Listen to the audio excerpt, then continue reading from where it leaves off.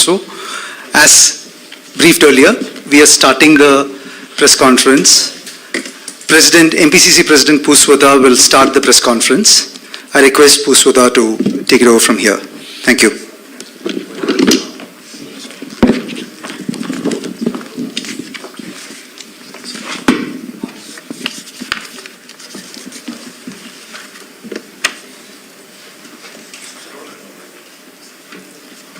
Good morning.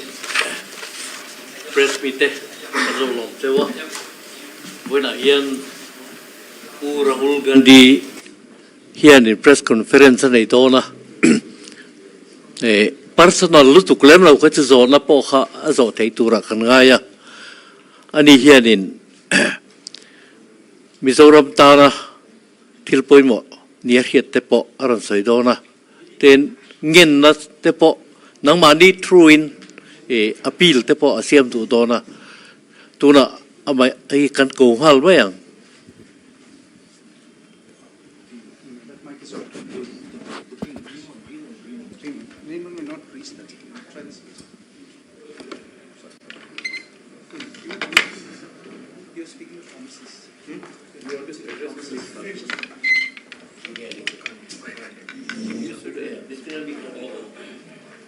Good morning. Mike talo ni ka. Hey, tukin zinga. Tropa taria. Press meeting. Shri Rahul Gandhi yan. Press conference di in local line in local bangin kan lo. Kan tupuan tu le kan soi du te. Thế dari na chỉ na chú vang in hen ai hen mà sign lom thu kan han soya chuan zona questions te po indu chuan in zo tanga ma se personal ang che mo i khang kha chu in zo lo te po kan be se nga chuan in hei mi zo de ufet kan ne wang in attend khathi appoint attend khathi ke ma hian nakina ani na asoi to hian soi fia dona ni tatin bula mate asuana turani wangin tuna hian amai hian in ahan address nga lang cheu over to you. So what is the plan? Is it that I take questions, or would you like me to make a statement? What is Your call.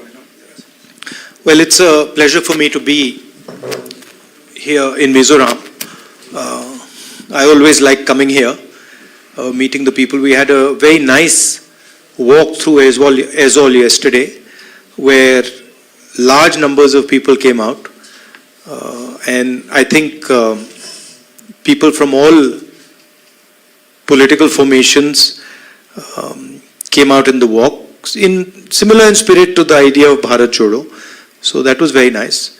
And of course, I'd like to thank all the people of Mizoram. When I was disqualified by the BJP, they supported me and prayed for me. And I'm very, very grateful for that. If you have any questions, I'd be happy to answer them. Yesterday, I mentioned that. Please, one by one, the gentleman will point out. Please raise your hands. We will give chance to everybody. So you have raised first, and then you can ask. If it is a Mizo question, Purema will translate it to Shri Rahul Gandhi. Thank you. Yesterday you mentioned that Indian will defend your culture, traditional language. You said yesterday that how will you defend? Well, the BJP and the RSS have a different vision of our country than we do. We believe that India is a union of states. All religions, all cultures, all histories need to be protected. The Congress party helped lay the foundation of our country. And we have a record of defending that foundation. The BJP is attempting to capture the entire institutional framework of the country. We believe that the institutional framework of the country, institutions of the country, belong to the people of India and not to one political organization. So essentially, our vision is one of decentralization, one of giving power to the people, and their vision is one of centralizing power in Delhi and taking all decisions from the center. So we will defend the idea of India by protecting the values of the idea of India, by protecting the constitution of India, by protecting the institutional framework of India, and by making sure that people, regardless of their religion, regardless of their history, regardless of their cultural background, can express themselves and have freedom and comfort to live in this country. And that's the idea behind the alliance called India. Also, it's important to realize that we represent 60% of India. We represent more people in the India alliance than the BJP does. Sir, what will be the... Please just say your name and so I can get a sense. Sir, my name is Aizawl. I'm from volunteer to Aizawl. So, what will be the strategy of INDA to win back the Northeast state? So, and my second question is, we keep seeing Twitter posts as one particular Northeast leader is attacking you and your party. So, he's also the chief minister of Assam. So, will the BJP Northeast Himanta Biswa Sarma be able to convince voters in Mizoram if he's sent to campaign here in Mizoram? Look, as far as what our strategy is going to be, I'm not going to be laying out our strategy in a press conference. That would not be very smart of me, and that's not something that I'm interested in doing. But broadly, I can tell you that the different states in the Northeast are being attacked by the BJP and the RSS.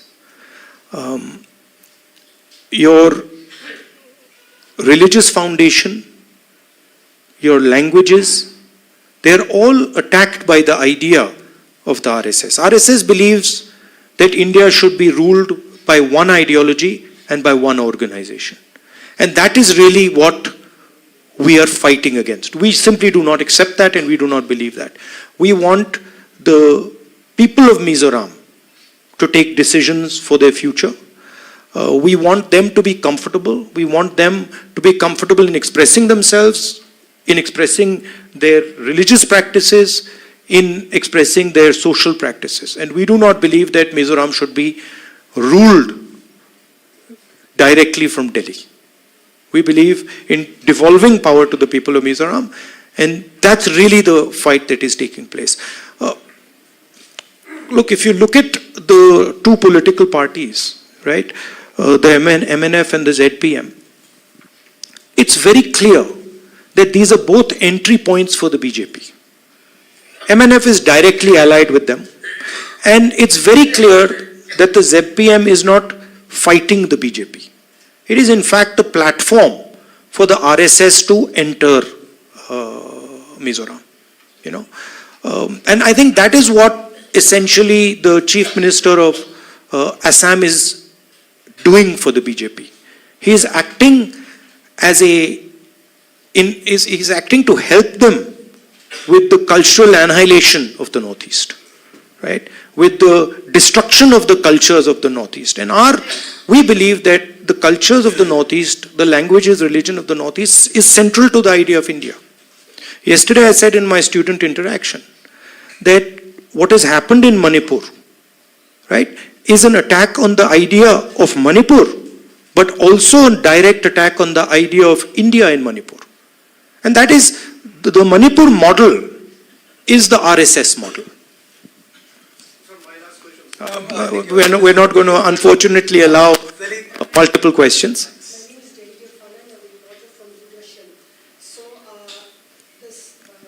you know, Mizoram is a very pro-Israel state, and recent CWC resolution regarding the Israel-Palestine conflict has, like many people regard this as support of terrorist group Hamas, and BJP also has spoken out on that. So, our resolution is very, very clear. What we are saying is that we are against violence of any kind. We do not appreciate any type of violence against innocent civilians, regardless of who does it and how it is done. And that's very clear in our resolution. There's no question of condoning violence. Anybody who kills civilians is wrong, and any killing of civilians is a crime. That's our position. And we oppose any murder of innocent civilians, anywhere. And the 25 seats from Northeast for the Lok Sabha election is very crucial, as well as for the upcoming Mizoram polls. So how is Congress, currently you are now very weak? Where? In the states. I would not agree with that. How is your... No, I would not agree with that statement. In fact, I am ready to have a bet with you that the Congress party is going to be forming the government in Mizoram. I'd happily do that. There's no question. It's quite clear that the people of Mizoram understand what is being done. The large contours of the election, the real question is the RSS going to control Mizoram? Yes or no? And the RSS has two ways of controlling Mizoram. One is the ZPF and the other is the MNF. The Congress party is ideologically opposed to the RSS. We will fight them tooth and nail, any corner of the country, wherever they are. They understand that, we understand that. So for them, these type of parties like the ZPM and the MNF, these are entry points. And the people of Manipur understand that, Mizoram understand that very clearly. Right? And that is why I am confident that the Congress party will do very well.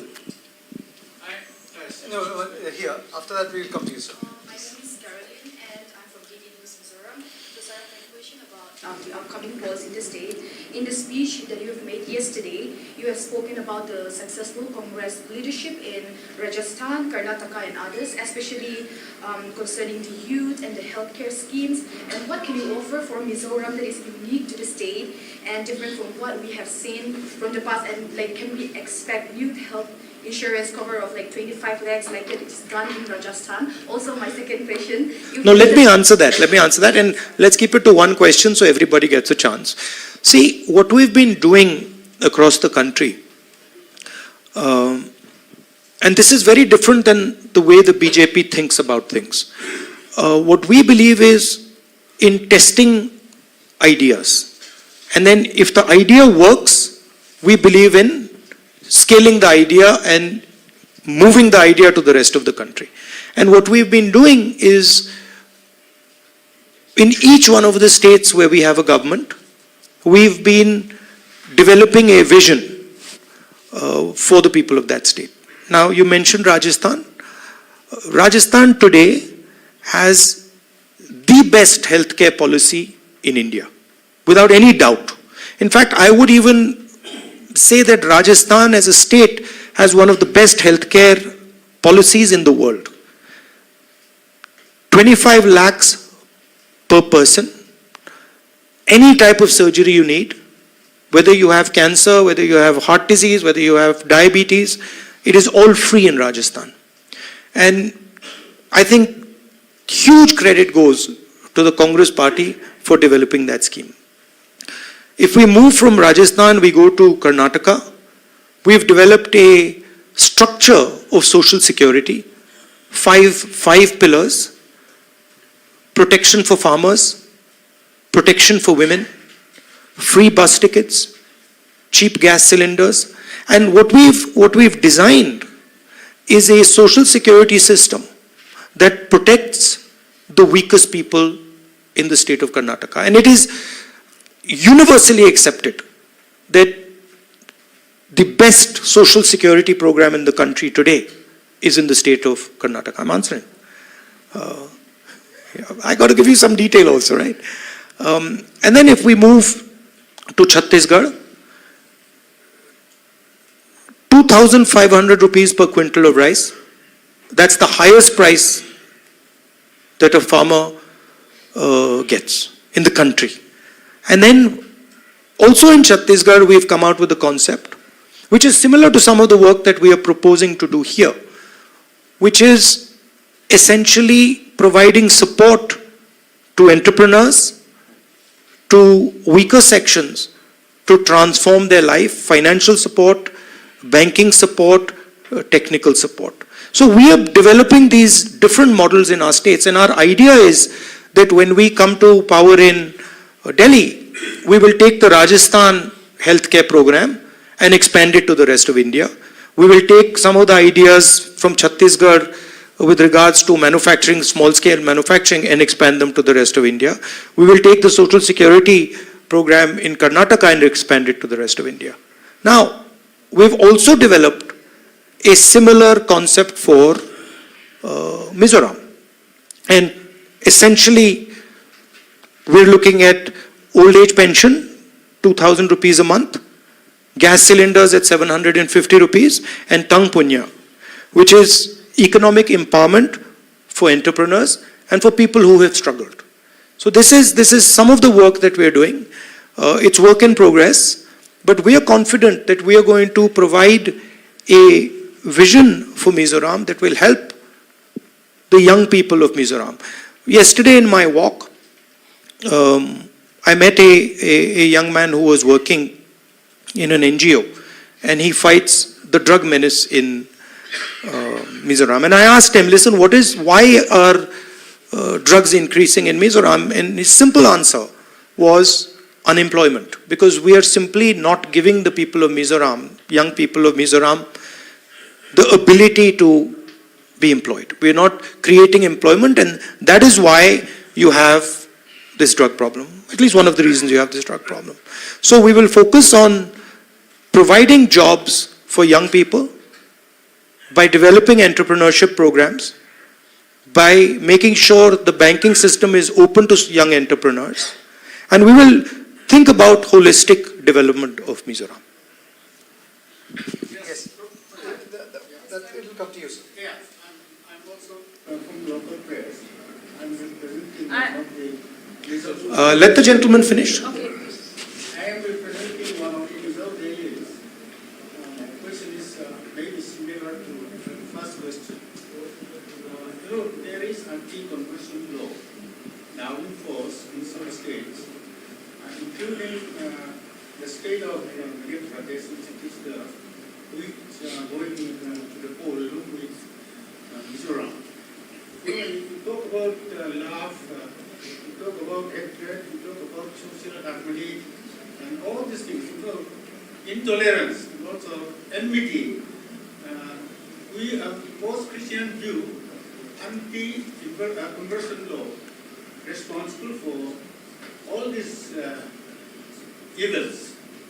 So if your party is power in these states, in the coming election, what will you do regarding this? Our position is very, very clear. It has been clear since the days of Mahatma Gandhi. We believe in the protection of people's rights. What people choose to believe in is their business, and it is their choice. I have been stating again and again in Mizoram that your religion, your history, and your culture is under attack. It is important that you understand the mechanism of this attack. The two opposition parties, the two parties here, MNF and ZPM, are instruments of that attack. They are going to be used by the BJP to enter Mizoram. MNF is already working with the BJP and the RSS, and the ZPM is no different. They are going to do exactly the same thing. Please look at the record of the Congress party. We are the party that brought the constitution.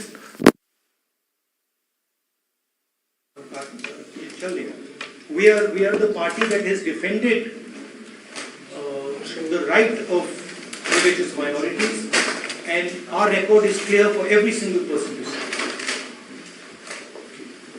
Your question, please. Yes. So, since the lights are out, I'd like to request for 2 questions, please. Sorry? I'd like to request if I can ask 2 questions. We have one question per person, and the lights have come on, so. What is your view on Mizoram government's support for Chin refugees from Myanmar? Right now, India is not a signatory of the Refugee Convention. Will this change if Congress comes to power? Well, this is something that our local people here will have to answer. Look, as far as I'm concerned, my main point here is to focus people's attention and not to distract people's attention. Okay? And the message I want to give the people of Mizoram is very clear. The Congress party has a program, has a record, number one. Number two, both the parties, no matter what they say, the ZPM and the MNF are instruments for the BJP and the RSS to enter this state. The Congress party can never be an instrument for the BJP to enter because we are ideologically completely aligned against the BJP.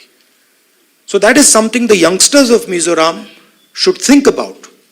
When we talk about an attack on the culture or the attack on the religion, a lot of the questions that are coming here, the instruments of that attack are the RSS and the BJP and the parties that ally with them to allow them to enter the state. So when you're going to vote, keep in mind that the separation between the ZPM and the MNF and the BJP is not as deep as you think. The ZPM and the MNF are acting in the interest of the BJP, and both of them have admitted it. Both of them have said, MNF of course is directly allied with the BJP, and the ZPM has said that we will work with the BJP. It's very clear. So the youngsters of Manipur, of Mizoram have to understand 2 things. The most important thing for you is employment and a social security program that protects you, healthcare program that protects you. And as important as that is the defense of your culture, your religion, your tradition, the idea of Mizoram, which has been attacked in a state right next to you. Manipur has been attacked by the BJP. Manipur has been attacked by the BJP using local parties. So it is something that you must keep in mind. And the final thing I'd like to say is the Congress party is ideologically opposed to the RSS and the BJP. We have fought them since 1920, since when the RSS was born, and we will fight them till we are around. Working for several media outlets. My question is, what are your plans for to survive? To revive the Congress party in the Northeast, where your party is now marginalized? So, do you think that you can achieve that before the... See, these ideas, you know, like the party is marginalized. Look, last I heard the Congress party was marginalized in Karnataka. We smashed the BJP in Karnataka. Then I heard that the Congress party is marginalized in Telangana. Now I'm hearing the BJP is going to be smashed in Telangana. Then I heard Mr. Advani wrote that the laboratory of the BJP is Madhya Pradesh. We're going to decimate the BJP in Madhya Pradesh. BJP is a very strong party in Chhattisgarh. We have wiped them out of Chhattisgarh. We're going to defeat them again in the election. BJP is a very strong party in Rajasthan. Well, we defeated them the last time, we're going to defeat them again this time. Right? And we're going to do the same to them in the Northeast. Please do not underestimate the idea of the Congress party. There's a big difference between the idea of the Congress party, which is deeply embedded in the hearts of the people of Mizoram and the hearts of the people of the Northeast. And it's very easy for the BJP to portray using the media that they control, you know, such statements that our party is marginalized. It's not marginalized. Don't worry. Just be a little bit patient and see what happens in Mizoram. Yes. No, here, we'll come to the side. Mine is not going to be a political question. What is the Congress plan, for weavers, the people at the grassroots level, the weavers, the artisans, the crafts, the handicraft, all these are languishing big time. A lot is being done, but still a lot more needs to be done. So what is going to be your blueprint, say, for, I'm just not asking specific to Mizoram and across the country. Yeah. See, it's important to understand first what the BJP is trying to achieve, right? Essentially, if you look at their policies, they are designed to attack and destroy small and medium businesses. GST is designed to help Mr. Adani, 3 or 4 of the biggest businesses, and to destroy the lives of small entrepreneurs, small businesses. Demonetization, again, designed to help the biggest businesses, destroy the lives of small and medium businesses. The farm laws, again, designed to help the biggest players and destroy the small players, right? Take the surplus away from the farmers, put pressure on the laborers, and use import and export prices to take money away from the farmers. So that's basically the strategy.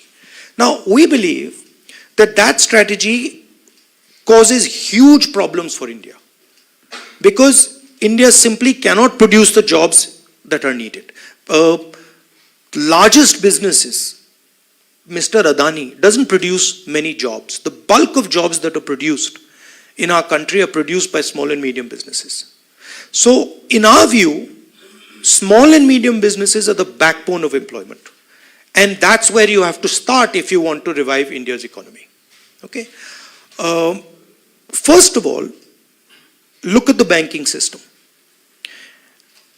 How much of our public sector banks' money goes to Mr. Adani, and how much of it goes to small and medium entrepreneurs? So, one step that we would like to take is to shift that balance and to say, okay, there is a space for big players, but large amounts of money must also go to small and medium players. Second, every single district in India has something that they produce very well, traditionally, right? Every district in Mizoram, for example, must have a speciality. What are we doing to promote that? What support are we giving to the small entrepreneurs to help them to compete with, say, the Chinese? So these are the type of things that we would focus on, and I think the Tang Punya program is aimed at exactly the point that you're raising, at least here. If you're seriously interested in it, look at some of the work that we've done in Chhattisgarh, where we've gone district by district by district and targeted specific skills and specific products and helped entrepreneurs develop them. Skilling is another I think we should Yeah. take it later. Thank you. But that's an important question. We have limitation of time. No, please. We have a couple of more questions. We requested also. This is Shabana from PTI Audiovisual. My question to you is that apart from Mizoram, there are other states which are also to undergo polling like next month. So at this point of time for Congress, how challenging it is to keep their positions intact when there is a most important election, that is 2024, as far as Indian alliance is concerned. And at the same time, we have seen the way BJP is campaigning, targeting Congress on the issues of corruptions, on dynasty politics, and other things, vote bank politics. Which party? What does Amit Shah's son do? What is he doing exactly? What does Rajnath Singh's son do? No, but I'm asking you the question. You're talking about dynastic politics. Last I heard Amit Shah's son is running Indian cricket. So, please be objective. Look at the leaders in the BJP and ask yourself the question what their children are doing. And you'll find that many of their children, Anurag Thakur, many of their children are dynasties. How challenging it is for the Congress to keep their position intact as far as 2024 elections Yeah, are also concerned. I'll answer your question. if you look at the states where we are fighting elections, Telangana, Madhya Pradesh, Rajasthan, Chhattisgarh, and Mizoram, we're going to win in every single state. So it's not, I'm actually surprised, it's not challenging, because when I go to Madhya Pradesh, I see a huge upsurge against the BJP. When I go to Chhattisgarh, I see huge support for our government's work there. The same in Rajasthan. So the people who are going to be having to hold on to their position is the BJP and not us. And I think if you look carefully at the opinion polls, you will find support for what I'm saying. Yes, your question. Second last question, and then one more question, and then you'll be do you believe the Congress party can win in this upcoming Mizoram election? And how many seats do you expect? Well, I'm not, I can't tell the future, but I'm confident that the Congress party will do very well in these elections. I think there is a general tendency to underestimate the Congress party, and the Congress party is very strong in Mizoram. As an idea, it is very strong, and I think it will do well. Last question. So I'm Javed, I write for the Week and Mizoram, and I'm a voter of Wayanad constituency. So yesterday in your speech you mentioned that Manipur has become 2 states, and one of the main demand of the Kuki community is a separate administration. According to them, separation is the only solution. What is Congress party's stand on this demand? Look, my point yesterday was that it is the first time in my political career that I have been to a state and literally when I went from one area, from a Kuki area to a Meitei area, no Kukis could come with me, and when I went from Meitei area to Kuki area, no Meiteis could come with me. So my point was that the politics of division and the politics of hatred has created a division in the state, and that division needs to be repaired. The hatred that the BJP has spread needs to be removed, and bridges need to be built between the two communities. That was my point about Manipur, and I framed it by saying that the idea of India, which is respect, love and affection between communities, has been destroyed in Manipur by the BJP. And that idea of India, where people respect each other, have affection for each other, needs to be repaired. That was my point. Please, we have said, that we have adhered to... It's also very interesting to me. It's very interesting to me, and I still don't understand it. You can sit down. And I still don't understand it. Why has the Prime Minister of India not gone to Manipur till today? It's a puzzle that I cannot answer. He is the Prime Minister of our country. A state is burning for 4 months. The government has absolutely no control over it. The government has essentially surrendered. And the Prime Minister does not think that he has a responsibility to go to the state to try and calm things down. It's a shocking thing to me. Thank you very much. And the press conference, please. I think I'll handle it. Well, thank you. You've asked a question. Now I've got to go for the public meeting. Thank you very much. Once again, it's always a pleasure for me to come here. I think after the elections, I will come here for a longer trip. I think I need to travel a little bit in the northeast. I need to travel in Mizoram and meet as many of the people of Mizoram as possible. So I'm looking forward to doing that. Please keep in mind that this election is about your development. It is about a vision for the future of Mizoram. But it is also about defending the idea of Mizoram. Defending your freedoms, defending your tradition, defending your religion. And remember, and I do not say this lightly. Remember, the MNF and the ZPM are entry points for the BJP.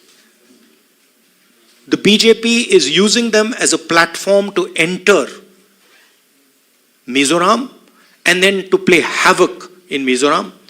Please ensure that the BJP's game is foiled, and remember that the Congress party is the only party that fights the BJP tooth and nail, and it is the party that is most aggressively attacked by the BJP. That is the way you know who is fighting the BJP, is how aggressively the BJP fights.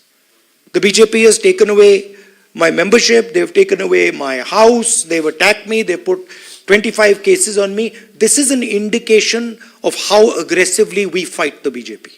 Because we believe fundamentally that the BJP is a threat not just to Mizoram. The RSS is a threat to the idea of India, and we are going to defend the idea of India in every single state, including Mizoram. So I want the youngsters, when they're voting, to think about this. Do not let your vote become an entry point for the BJP. Stop the BJP, because the consequences will not be good. I love coming here. I love the people of Mizoram, and I look forward to meeting you. Unfortunately, during the Bharat Chodo Yatra, we went south to north, but hopefully I will come and spend some detailed quality time with the youngsters of Mizoram. Thank you very much. And unfortunately, all the press people, we couldn't answer. Every one of you didn't get a choice, didn't get a chance to ask questions. So I apologize for that, but time is always limited in these type of interaction. Thank you for coming. Rahul Gandhi, there is a request for a group photograph. We can sit here. Thanks.